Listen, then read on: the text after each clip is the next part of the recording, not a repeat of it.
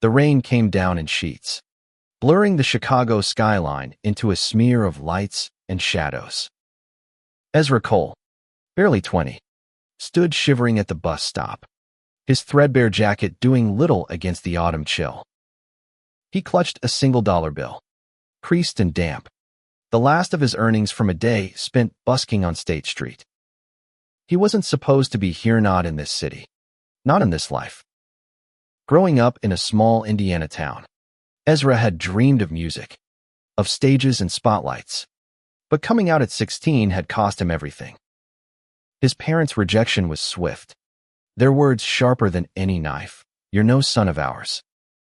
Kicked out with nothing but a guitar and a backpack, he'd hitchhiked to Chicago, chasing rumors of a city that might accept him. 2 years later, he was still scraping by, invisible to the world except when his songs briefly stopped passers-by in their tracks. Tonight, though, his eyes weren't on the crowd or the rain-soaked street. They were on the man next to him at the bus stop, a stranger, tall and lean, his face half hidden under a dark hood. The man fumbled through his pockets, muttering under his breath as the bus approached. "Damn it," he said, loud enough for Ezra to hear. "No cash."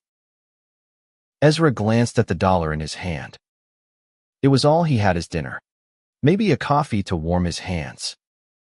But something in the stranger's voice, a quiet edge of desperation, tugged at him.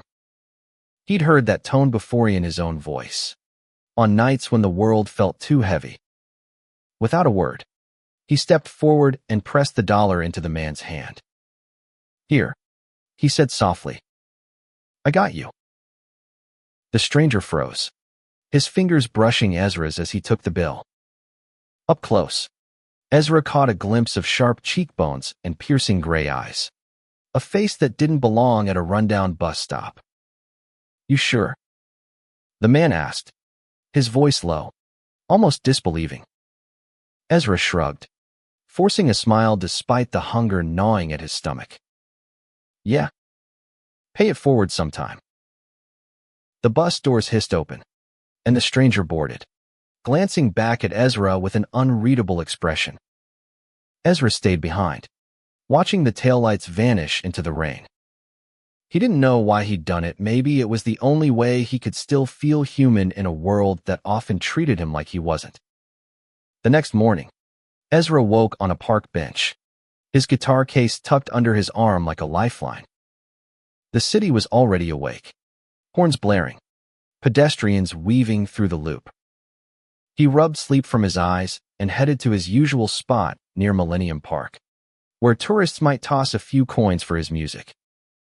His fingers, stiff from the cold, coaxed a melody from the strings, a haunting tune he'd written about love he'd never known, about a home he'd lost. As he played, he didn't notice the figure watching from across the street. The man from the bus stop stood there, no hood this time, his tailored coat and polished shoes at odds with the gritty surroundings. His name was Julian Voss, and he wasn't just any stranger. At 34, Julian was a billionaire, had been, until he'd walked away from his tech empire 6 months ago. Burned out, haunted by a life of hollow victories, he'd traded boardrooms for anonymity, wandering cities to find something real. Last night, Ezra's small act of kindness had shaken him more than he could explain. Julian watched the boy sing, his voice raw and aching, carrying a story of pain and resilience. He'd seen countless people in his travels, but none like this, someone who had nothing yet gave everything. Julian's life had been built on calculations, on leverage and gain. But this kid, with his worn-out sneakers and fearless heart, was something else entirely. He crossed the street, dropping a 20 into Ezra's open guitar case. Ezra glanced up, startled, and their eyes met. Recognition flickered. "You," Ezra said, his fingers pausing on the strings. "From the bus stop." Julian nodded, a faint smile tugging at his lips. "You didn't have to do that last night." "Didn't feel like I had a choice," Ezra replied, his voice steady but his cheeks flushing. There was something about this man, something that made Ezra's pulse quicken, though he couldn't name why. "I'm Julian," the man said, extending a hand. Ezra hesitated, then shook it, his calloused fingers dwarfed by Julian's steady grip. "Ezra." They stood there, the city buzzing around them, unaware of the spark igniting in that fleeting moment. Julian didn't tell Ezra who he was, not the billionaire, not the man who could change his life with a phone call.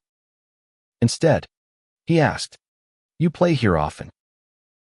"Every day I can," Ezra said, strumming a soft chord. "Keeps me going." Julian lingered, listening as Ezra played. The music was more than notes. It was a window into a soul that had been battered but refused to break. When Ezra finished, Julian spoke again. "Let me buy you breakfast. Least I can do." Ezra's instinct was to say no, to learn to trust no one, not in a city that could chew up the vulnerable. But Julian's eyes held no pity, only something warm, something real. Against his better judgment, Ezra nodded. They ended up at a diner a block away, the kind with sticky tables and coffee that tasted like burnt dreams. Over pancakes and bacon, Ezra found himself really talking for the first time in years. He told Julian about his music, about the small-town church that had shunned him, about nights spent sleeping in alleys when shelters were full. Julian listened, his gaze never wavering, and shared just enough to keep Ezra at ease. Stories of traveling, of searching for meaning in a world that often felt empty. "You ever think about giving up?" Julian asked, his tone gentle but probing. Ezra stared at his plate, a half-eaten pancake growing cold. "Every day? But then I pick up my guitar, and it's like the music's the only thing keeping me here." Julian leaned forward, his voice barely above a whisper. "You're stronger than you know, Ezra." The words hit harder than they should have. Ezra looked up, meeting Julian's gaze, and for a moment, the diner faded away. There was something electric in the air, something neither of them could name, but both felt. As they left the diner, Julian slipped a card into Ezra's hand, a plain business card with only a phone number. "If you ever need anything," Julian said, "call me." Ezra tucked the card into his pocket, unsure if he'd ever use it. He didn't know Julian's secret, didn't know the weight of the life he'd left behind. All he knew was that, for the first time in years, he didn't feel invisible. That night, Ezra lay awake on a cot in a crowded shelter, the card burning a hole in his pocket. He didn't understand why Julian's kindness lingered in his mind, why the man's voice echoed in his thoughts. It wasn't just the breakfast or the $20, it was the way Julian had seen him, not as a homeless kid, but as a person with a story worth hearing. Across the city, Julian sat in a nondescript hotel room, staring at his phone. He'd walked away from his fortune to escape the noise of his old life. But Ezra's music, his courage, had stirred something he thought he'd lost. For the first time in months, Julian wanted to do more than wander. He wanted to help, not with money, but with something real. He didn't know it yet, but that single dollar at the bus stop had set something in motion, a chain of events that would change both their lives forever. The next few days passed in a blur for Ezra. The city's rhythm was relentless, busking until his fingers ached, dodging cops who shooed him from prime spots, and scrounging for meals when tips were lean. But Julian's card stayed in his pocket, a quiet reminder of something different. He didn't call, not yet. Trust was a luxury he couldn't afford, not after years of betrayal by those who were supposed to love him. Still, he caught himself scanning the crowds for Julian's face. Those gray eyes, that fleeting smile, they haunted him. On the fourth day, as Ezra strummed his guitar near the Art Institute, he spotted him. Julian stood across the street, hands in his pockets, watching with that same unreadable intensity. Ezra's heart skipped, but he kept playing, letting the notes carry his nerves away. When he finished, Julian approached. "You're good," he said simply. "Really good." Ezra ducked his head and used to praise. "Thanks. Just trying to get by." Julian hesitated, then said, "I've been thinking about you. About what you said at the diner." He paused, as if choosing his words carefully. "You deserve more than getting by." Ezra laughed, sharp and bitter. "Tell that to the world. I'm just another queer kid with no place to go." "You're more than that," Julian said, his voice firm. "You've got something most people don't find." The words landed like a punch. Ezra wanted to argue, to push back, but something in Julian's gaze stopped him. It wasn't pity or charity, it was belief. For a moment, Ezra let himself imagine what it would be like to be seen like that every day. "Got plans tonight?" Julian asked, breaking the silence. Ezra raised an eyebrow. "You mean besides my 5-star alley reservation?" Julian chuckled, the sound warm and unguarded. "Come with me. There's a place I want to show you." Against his better judgment, Ezra packed up his guitar and followed. They walked through the city, past skyscrapers and dive bars, until they reached a small community center tucked away in Pilsen. Inside, the air smelled of paint and coffee, and the walls were covered in murals, vibrant swirls of color, faces of people who looked like they'd fought to be seen. A rainbow flag hung in the corner, faded but proud. "This place," Julian said, "helps people like you. Musicians, artists, kids who got kicked out for being themselves. They've got open mic nights, workshops, even a few beds for those who need them." Ezra's throat tightened. He'd heard of places like this, but never trusted them enough to walk through the door. "Why are you doing this?" he asked, his voice barely above a whisper. Julian shrugged, but his eyes betrayed a deeper truth. "Because someone helped me once, when I was at my lowest. And because you remind me of who I used to be." Ezra didn't know what to make of that. He wandered the center, meeting a few staff members who welcomed him like family. They offered him a spot at the next open mic, and for the first time in years, Ezra felt a flicker of hope he had a chance to perform for people who might actually care. That night, he played at the open mic, his voice filling the small room. The crowd was small but attentive, their applause warm and real. Julian sat in the back, his face lit by the dim stage lights, and Ezra couldn't help but sing to him. The song was one he'd written in the shelter, about longing for a place to belong, and it poured out of him like a confession. When he finished, Julian was the first to stand, clapping with a pride that made Ezra's chest ache. Afterward, they walked back into the night, the city quieter now, the stars peeking through the clouds. "You were incredible," Julian said, his voice soft. "You could do this for real. You know. Record, perform, make a name for yourself." Ezra shook his head. "Takes money. Connections. Things I don't have." Julian stopped walking, turning to face him. "What if you did? What if someone gave you a shot?" Ezra's laugh was hollow. "People like me don't get shots. We get scraps." "Not if I can help it," Julian said, and there was a fire in his eyes that Ezra hadn't seen before. "I know people. I can open doors." Ezra wanted to believe him, but the world had taught him to be wary. "Why me?" he asked. "You don't even know me." Julian stepped closer, close enough that Ezra could feel the warmth of his breath. "I know enough. I know you're worth it." The moment hung between them, charged and fragile. Ezra's heart pounded, torn between fear and something he hadn't felt in years' desire. He stepped back, breaking the spell. I gotta go, he muttered, turning away before Julian could see the flush on his cheeks.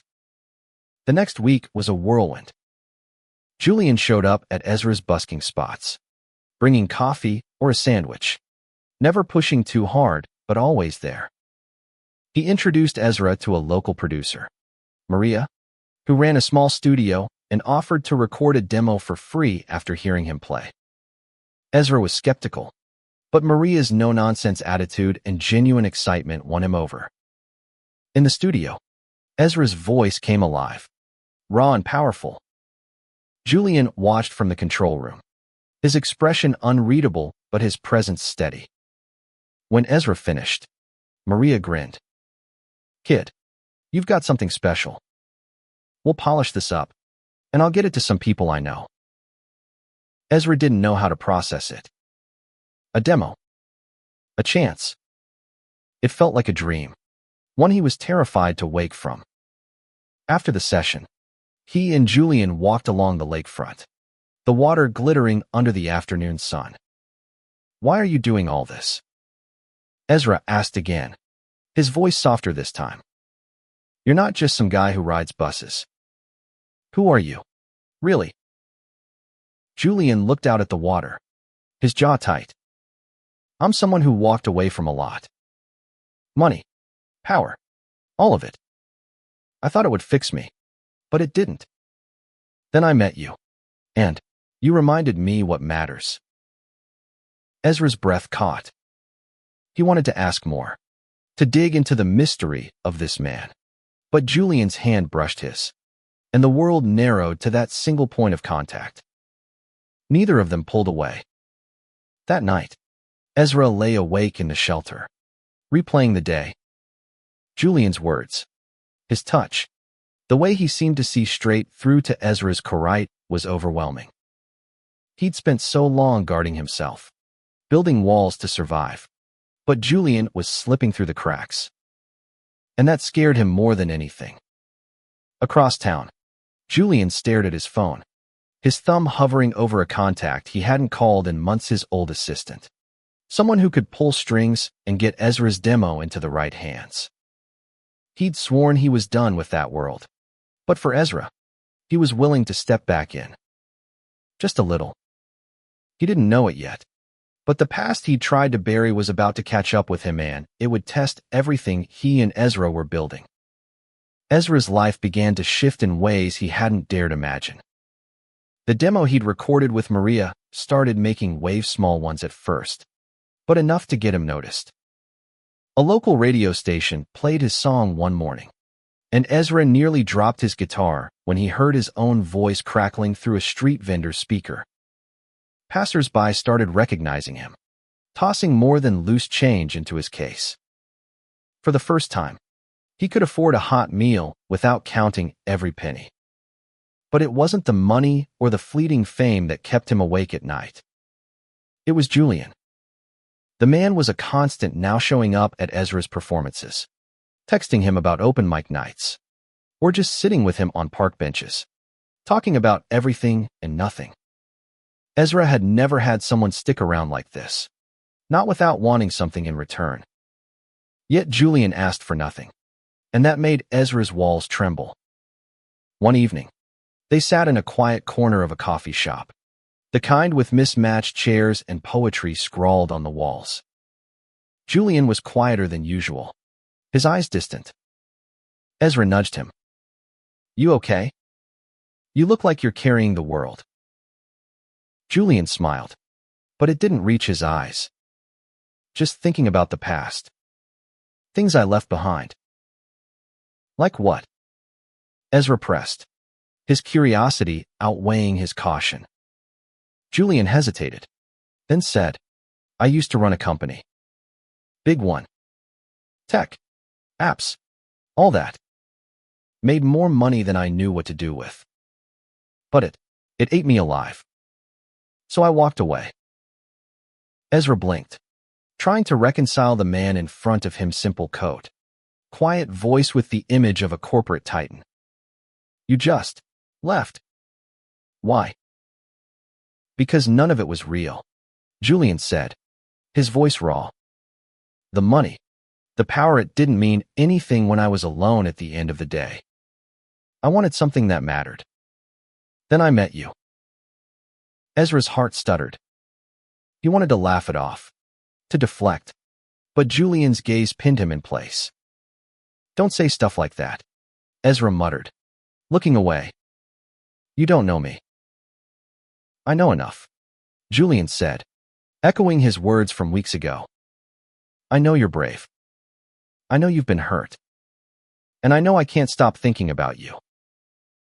The air between them crackled, heavy with unspoken truths. Ezra's pulse raced, torn between running and leaning closer. He'd spent so long protecting himself, but Julian was unraveling him, piece by piece. Before he could respond, Julian's phone buzzed, shattering the moment. He glanced at it, his face tightening. Everything okay? Ezra asked. Yeah, Julian said, too quickly. Just work stuff. But it wasn't just work stuff. Julian's past was clawing its way back. His old company, Vostek, was in chaos without him. Investors were panicking, and his former COO, Rachel, had been blowing up his phone for days, begging him to return. Julian had ignored her until now. A message from her read, "They're selling off your shares. Come back, or you lose everything." He didn't care about the money. Not anymore. But the company was his creation, built from sleepless nights and impossible dreams. Letting it crumble felt like betraying a part of himself. He shoved the phone into his pocket, forcing a smile for Ezra. Let's get out of here. Walk by the lake. Ezra nodded, sensing the shift but not pushing. They wandered along Lake Michigan, the water dark and restless under the night sky. Julian's silence was heavy, and Ezra filled it with stories, silly ones about his busking days, a time he'd nearly been arrested for singing too loudly. Julian laughed, and for a moment, the weight lifted. Then Ezra stopped walking, turning to face him. You're not telling me something, he said, his voice soft but firm. I can feel it. Julian sighed, running a hand through his hair. It's complicated. I don't want to drag you into it. Try me, Ezra said, stepping closer. I'm not some fragile kid. Whatever it is, I can handle it. Julian looked at him, really looked, and saw the same fire that had drawn him in from the start. He wanted to tell Ezra everything about the billions, the boardrooms, the life he'd fled. But the words caught in his throat. Instead, he reached out, brushing a strand of hair from Ezra's face. Your trouble. You know that. Ezra grinned, but his eyes were serious. Good kind or bad kind? The best kind, Julian said, and the space between them vanished. Their lips met, tentative at first, then hungry, a collision of longing and fear. Ezra's hands found Julian's coat, pulling him closer, and for a moment, the world was just them two souls finding each other in the chaos. When they pulled apart, Ezra's breath was shaky. I don't do this, he said, half laughing. I don't let people in. Me neither, Julian admitted. But you make me want to try. The kiss changed everything. Ezra felt lighter, like a weight he'd carried for years had cracked. He started staying at the community center some nights, thanks to Julian's connections, and his music was gaining traction. Maria got his demo to a small label, and they offered him a gig opening for a local band. It wasn't much, but it was a start. Julian, meanwhile, was wrestling with his own demons. Rachel's calls were relentless, and news articles started popping up speculation about Vostek's missing CEO. Julian avoided the headlines, but they found him anyway. One night, as he and Ezra grabbed burgers at a food truck, a man in a suit approached, his face hard. Julian Voss, The man asked, his tone clipped. Julian tensed, his hand tightening around his drink. You've got the wrong guy. The man smirked, unconvinced, and walked away. Ezra frowned. What was that about? Nothing, Julian said, but his voice was tight. Ezra didn't push, but the unease lingered. Later, alone in his hotel, Julian finally called Rachel. What do you want? He asked, exhaustion seeping into his words. Your company's tanking, Rachel said. The board's moving to sell. You need to come back. Julian. Now. I'm done with that life, he said, but the words felt hollow. He thought of Ezra, of the life they were starting to build. Could he really walk away from his past when it was threatening to crash into his present? Ezra noticed the change in Julian, the distracted glances, the forced smiles. He didn't know the details, but he knew enough to recognize someone running from something. One night, after a gig, he pulled Julian aside. Whatever's going on, you can tell me, he said. I'm not going anywhere. Julian wanted to believe him. But as they stood there, the city lights reflecting in Ezra's eyes, he knew the truth would change everything. And he wasn't ready to risk losing what they had not yet. The weeks that followed were a strange dance of hope and tension. Ezra's music career was taking off. His gig opening for the local band had led to more bookings, and Maria was pushing his demo to bigger labels. He moved out of the shelter into a tiny room at the community center, a space he could call his own for the first time in years. It wasn't much, but it felt like a palace. Every night, he'd lie on the narrow cot, strumming his guitar, and think of Julian. Julian was there for every milestone, cheering at gigs, helping Ezra navigate contracts with Maria's guidance. But the shadows in his eyes grew darker. Ezra caught him checking his phone constantly, his jaw tight, his laughter less frequent. Ezra wanted to ask, to demand answers, but he held back. He knew what it was like to carry secrets too heavy to share. One crisp October evening, they walked through Lincoln Park, the leaves crunching under their feet. Ezra had just played a sold-out open mic, his best performance yet, and the high was electric. He grabbed Julian's hand, pulling him toward a bench overlooking the zoo's lights in the distance. You ever think about where we'll be in a year? Ezra asked, his voice light but his eyes searching. Julian's smile was strained. With you. Probably somewhere loud. With you stealing the show. Ezra laughed, but he didn't let go of Julian's hand. Seriously. You've done so much for me. What do you want? What's next for you? Julian looked away, his gaze fixed on the horizon. I don't know, he said quietly. I thought I did. But things are complicated. Complicated how? Ezra pressed, his voice gentle but firm. Talk to me, Julian. I'm not fragile. Julian sighed, running his free hand through his hair. It's my past. It's not as gone as I thought. People are looking for me, people I used to work with. They want me to go back to a life I hate. Ezra's stomach twisted. He'd sensed Julian was hiding something, but this felt bigger than he'd imagined. What kind of life? Julian hesitated, then said, I built a company. A big one. It's a mess now, and they think I can fix it. But going back means losing this. He squeezed Ezra's hand, his eyes raw. Losing you. Ezra's breath caught. He wanted to say something sharp, to push back against the weight of those words, but all he could do was lean closer. You're not losing me, he said, his voice fierce. But you gotta be honest. What's really going on? Before Julian could answer, his phone buzzed again. He glanced at it, his face paling. I have to take this, he said, stepping away. Ezra watched him pace, his voice low and tense, arguing with someone on the other end. When Julian returned, his expression was grim.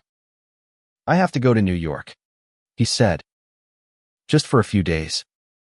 It's business. Ezra's heart sank, but he nodded. Okay. But you come back. Yeah. Julian pulled him into a hug, his arms tight. I promise. Julian didn't tell Ezra the whole truth. In New York, he wasn't just facing a boardroom, was facing the wreckage of Vostek. Rachel had been clear, the company was hemorrhaging money, and the board was ready to sell to a rival unless Julian stepped in. He didn't want the CEO title back, but he couldn't let his life's work be gutted. Not yet. The city felt like a trap. Skyscrapers loomed, cold and unyielding, and the boardroom was worse, full of suits who saw him as a savior or a traitor. Nothing in between. Rachel was there, her eyes sharp with hope and frustration. You can't keep running, Julian, she said. This is your legacy. It's not who I am anymore, he shot back.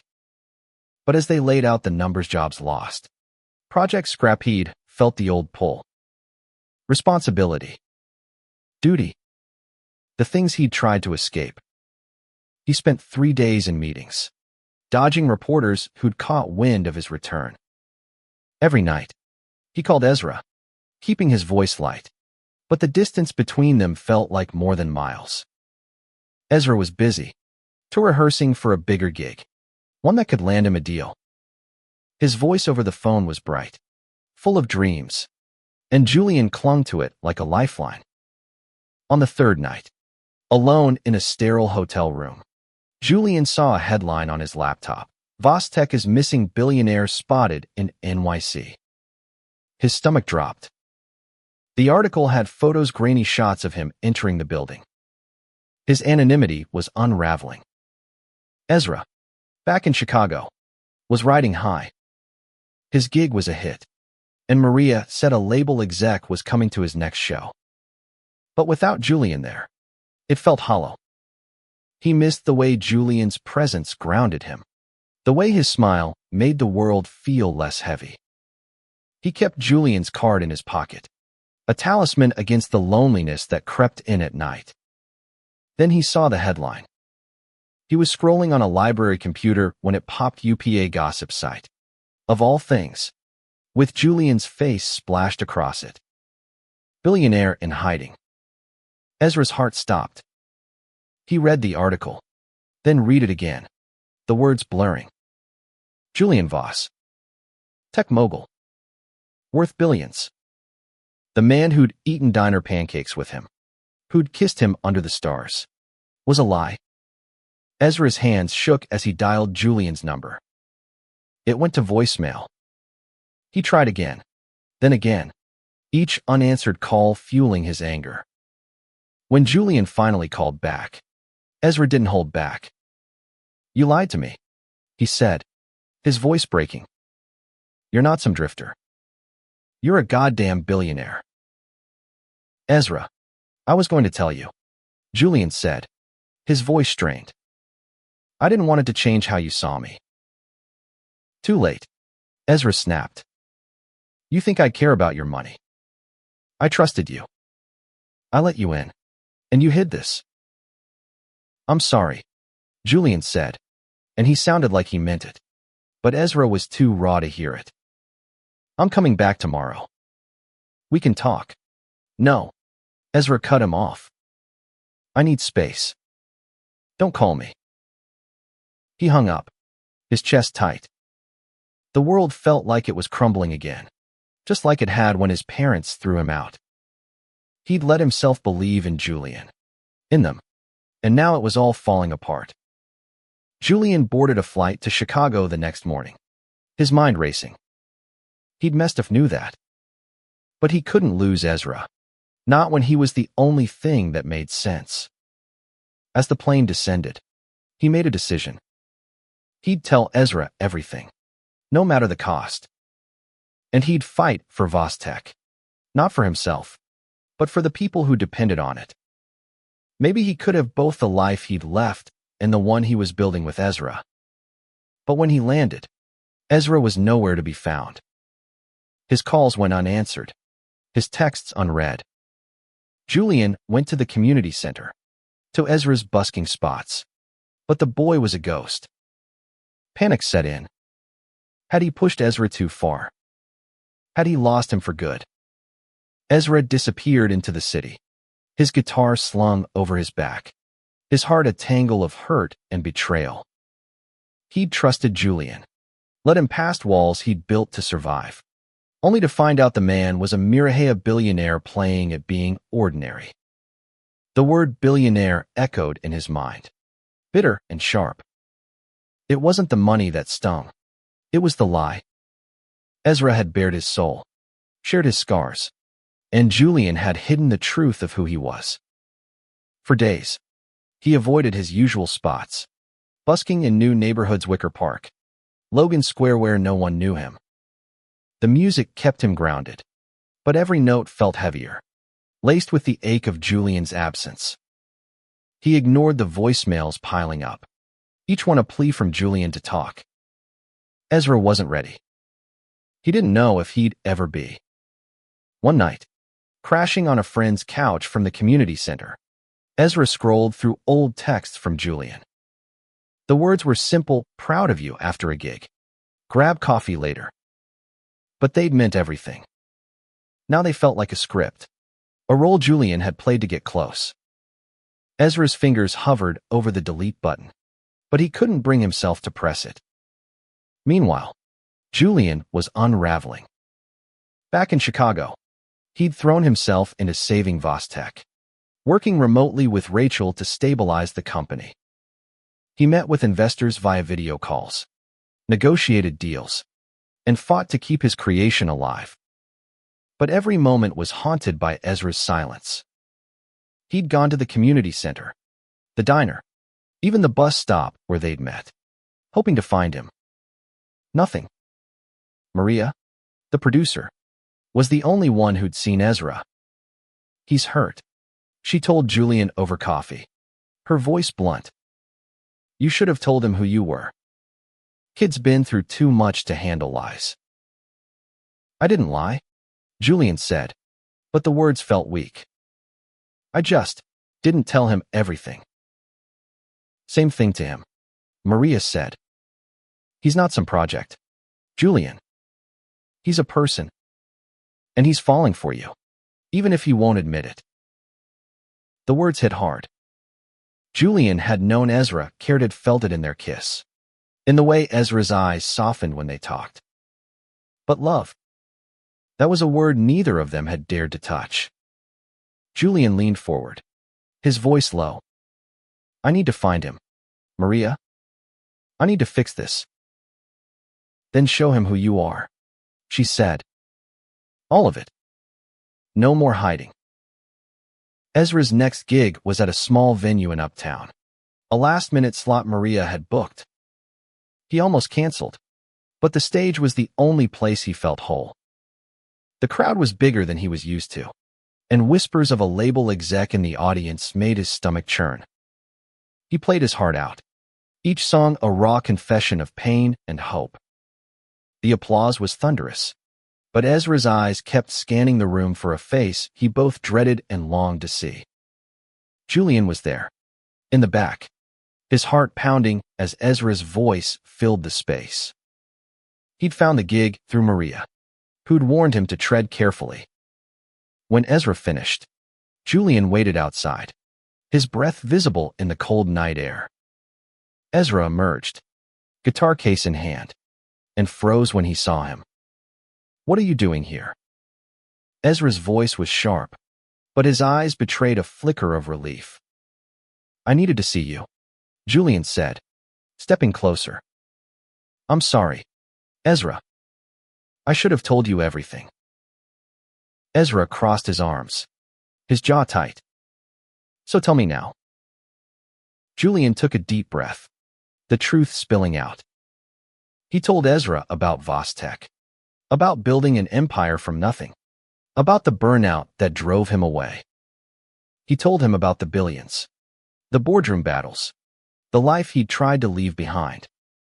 I didn't tell you because I wanted you to see me, not the money, he said. You're the first real thing I've found in years. Ezra's eyes softened, but his voice stayed hard. You don't get to decide what I can handle. I trusted you, Julian. I told you things I've never told anyone. I know, Julian said, his voice breaking. And I'll spend every day making it up to you, if you let me. Ezra looked away, his throat tight. He wanted to stay angry, to protect himself, but Julian's honesty was breaking through. I need time, he said finally. It's a lot. Julian nodded, his heart aching but hopeful. I'll wait. As long as it takes. The next week was a test for both of them.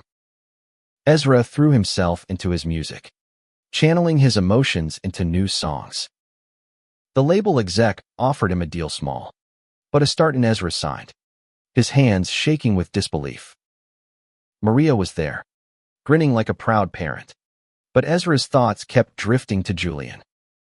Julian, meanwhile, was balancing two worlds. He worked with Rachel to save Vostek, but his heart was in Chicago. He sent Ezra texts not pushing, just small things. Heard your song on the radio again. Killed it. Ezra didn't reply, but he didn't block the number either. One evening, Ezra was busking in Millennium Park when a kid approached a teenager, maybe 16, with a backpack and scared eyes. You're Ezra, right? The kid asked. I heard you at the center. I got kicked out too. For being trans. Ezra's heart twisted. He saw himself in the kid's face, the same fear and defiance. He sat with them, sharing his story, offering the little wisdom he had. You're not alone, he said. There's places like the center. People who'll help. You'll make it. The kid nodded, tears in their eyes, and Ezra felt a purpose he'd never known. He thought of Julian, of the way he'd opened doors without asking for anything. Maybe that was what love looked like, not just romance, but showing up, again and again. That night, Ezra called Julian. I'm still mad, he said, his voice soft. But I miss you. Julian's relief was palpable, even through the phone. I miss you too. Can I see you? Yeah, Ezra said. But no more secrets. No more secrets, Julian promised. They met the next day at the diner where it all began. Over coffee and pancakes, they really talked. Julian shared more about his past, the pressure, the loneliness. Ezra listened, his anger fading into something softer. When Julian reached for his hand, Ezra didn't pull away. As they left the diner, hand in hand, Ezra felt the weight of the past lifting. He didn't know what the future held: music, love, a life he'd never dared dream of, but for the first time, he wasn't afraid to find out. Julian, too, felt a shift. He'd spent so long running, but with Ezra, he wanted to stay. But the world wasn't done with them. Back in New York, Rachel was making moves, and the press was circling. Julian's past was about to collide with his present, and it would test everything he and Ezra had fought for. The diner meeting marked a turning point. Ezra and Julian were cautious, rebuilding trust one conversation at a time. They spent evenings at the community center, Julian helping with open mic nights while Ezra mentored younger kids, sharing his music and his story. Their connection deepened, rooted in honesty now, though Ezra still felt the sting of Julian's secret. Love, he was learning, was messy but worth it. Ezra's music was soaring. The label deal led to a small tour 5 cities, opening for a mid-level band. He was terrified but thrilled. his guitar case now plastered with stickers from venues he'd played. Julian was there for every Chicago show, his pride evident in every smile. But the looming tour meant time apart, and Ezra couldn't shake the fear that distance might break them. Julian, meanwhile, was fighting a war on two fronts. Vostek was stabilizing, but the cost was steep. The board demanded his full return publicly, as the face of the company. Reporters were relentless, digging into his disappearance, speculating about his secret life in Chicago. One tabloid even published a blurry photo of him and Ezra outside the diner, captioned, "Billionaire's Mystery Romance." Julian showed Ezra the article, his face grim. "I'm sorry," he said. "I didn't want you dragged into this." Ezra stared at the photo, his stomach churning. He'd spent so long being invisible. Now the world was watching. "They don't even know me," he said, his voice tight. "They're just making up stories." "I'll fix it," Julian promised. "I'll keep you out of it." But Ezra shook his head. "Don't. I'm not ashamed of us." "Are you?" Julian's eyes softened. "Never." He pulled Ezra close, kissing him fiercely, and for a moment, the world's noise faded. The tour was a whirlwind. Ezra played in dive bars and small theaters, his voice captivating crowds in Milwaukee, Detroit, Cleveland. He called Julian every night, their conversations a lifeline. Julian shared updates about Vostek, about his plan to step back once the company was stable. "I'm doing this so I can be with you," he said. "No more running." Ezra wanted to believe him, but doubt lingered. Julian's world money, power, headlines was so far from his own. Could they really bridge that gap? In Pittsburgh, the night before his final show, Ezra got a call from Maria. "You're blowing up," she said, her voice giddy. "A major label wants to meet." This could be it. Ezra. He should have been ecstatic, but all he could think about was Julian. He wanted him there, not just on the phone, but in the crowd, cheering him on. He texted Julian, "Last show tomorrow. Wish you were here." Julian didn't reply right away.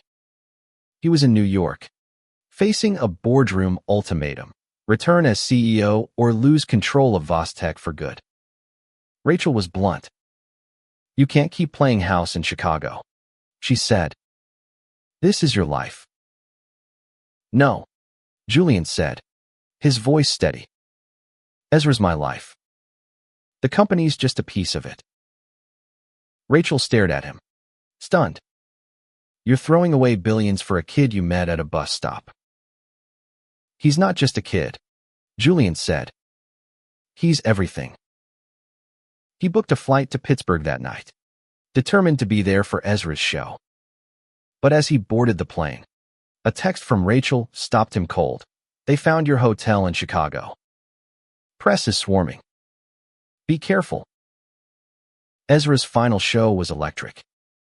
The crowd was his biggest yet, and he poured everything into his performance's pain, his hope, his love for Julian.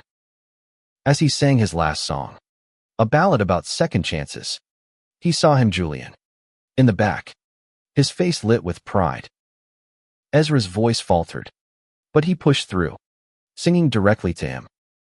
After the show, they found each other backstage. Ezra threw his arms around Julian, the crowd's cheers still echoing in his ears. "You came," he said, his voice muffled against Julian's shoulder. "Wouldn't miss it," Julian said, holding him tight. "You were incredible."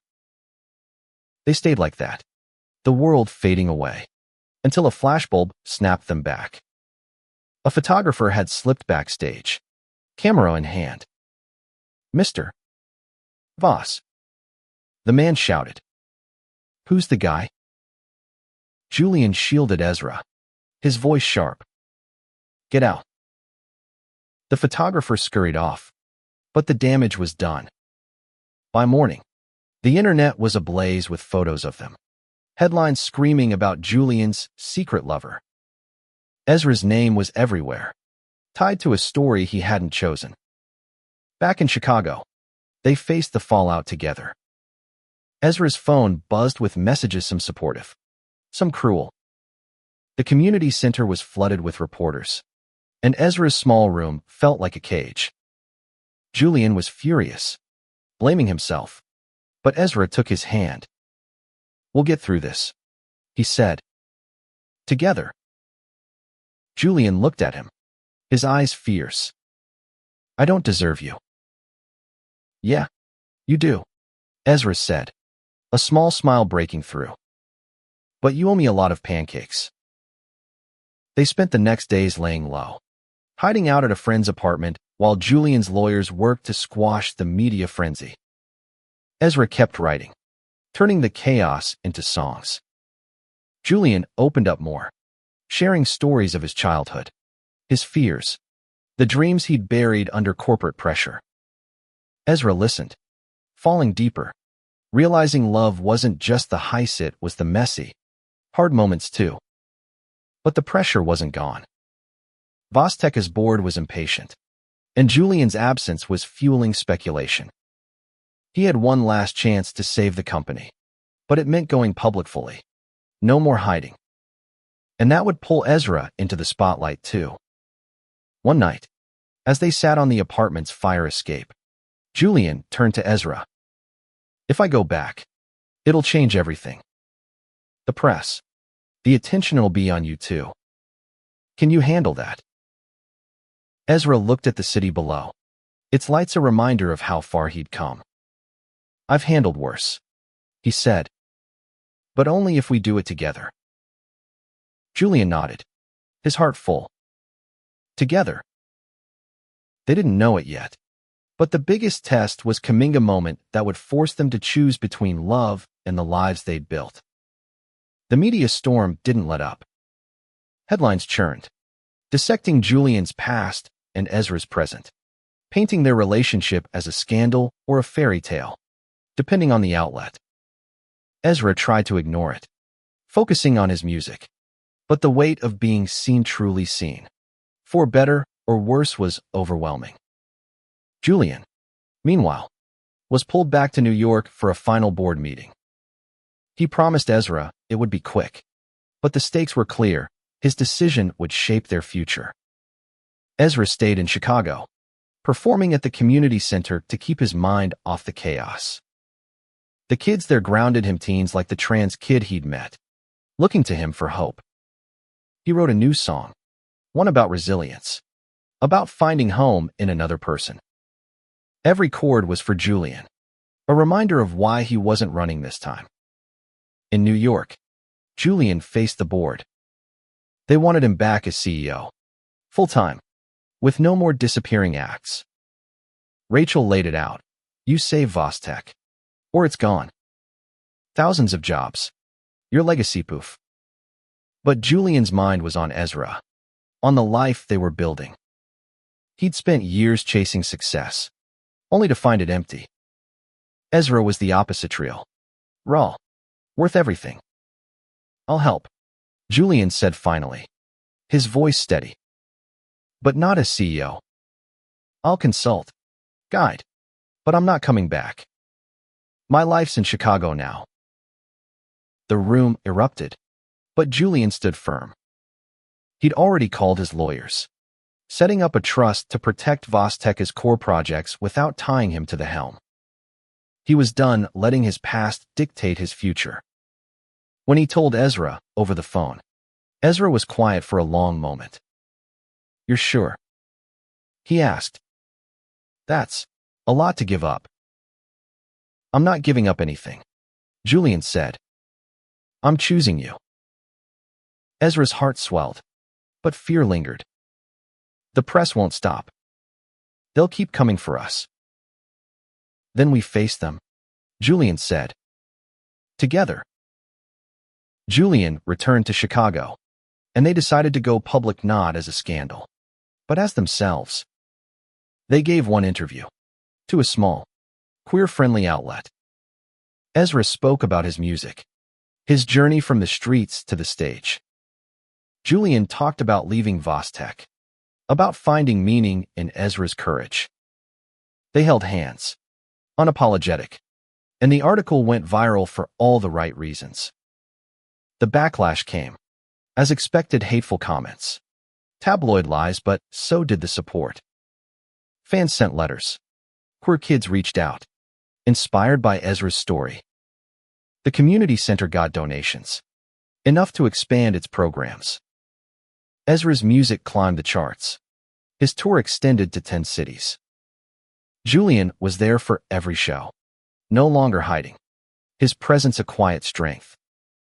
One night, after a gig in Minneapolis, they sat in a hotel room, the city sparkling outside. Ezra strummed his guitar, playing the song he'd written for Julian. When he finished, Julian knelt in front of him, not with a ring, but with a question. "I don't know what the future looks like," he said, his voice soft. "But I know I want it with you.